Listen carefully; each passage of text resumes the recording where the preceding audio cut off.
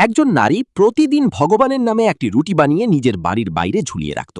সেই রুটি নিতে প্রতিদিন একজন বৃদ্ধ মানুষ আসত, কিন্তু ধন্যবাদ বলার বদলে তিনি শুধু একটি অদ্ভুত কথা বলে চলে যেতেন, যা করো তাই তোমার কাছে ফিরে আসবে। এতে ওই নারী খুবই বিরক্ত হয়ে যেত। সে ভাবত, এই বুড়োটা আশীর্বাদ দেওয়ার বদলে এইসব কি আজে বাজে কথা বলে। একদিন বিরক্ত হয়ে তার মাথায় শয়তানের প্রভাব পড়ল।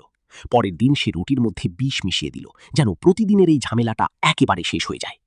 কিন্তু যখন সে বিষ মেশানো রুটিটা ঝুলিয়ে রাখতে গেল, তার হাত কেঁপে উঠল। সে ভাবল, হে ভগবান, আমি কি পাপ করতে যাচ্ছি।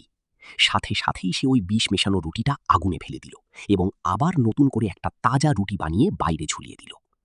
বৃদ্ধ মানুষটি এলেন, রুটি নিয়ে আবারও একই কথা বললেন, যা করো তাই তোমার কাছে ফিরে আসবে, এবং চলে গেলেন।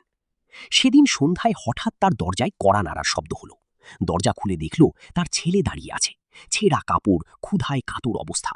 সে দুর্বল কণ্ঠে বলল, মা, আজ তো আমি ক্ষুধায় মরে যেতাম, কিন্তু পথে এক ভগবানের মতো একজন বৃদ্ধ আমাকে তার রুটি দিয়ে দিলেন আর আমার জীবন বাঁচালেন। মায়ের পায়ের তলা থেকে যেন মাটি সরে গেল। সে বুঝতে পারল, সেই রুটিটাই ছিল যেটা সে সকালে বানিয়েছিল। তার বুক ধকধক করতে লাগলো, আর সে ভাবতে লাগলো, যদি আজ আমি সেই বিষ মেশানো রুটিটা না বদলাতাম, তাহলে নিজের হাতেই নিজের ছেলেকে মেরে ফেলতাম।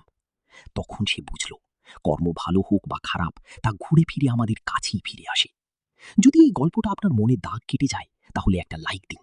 ধন্যবাদ।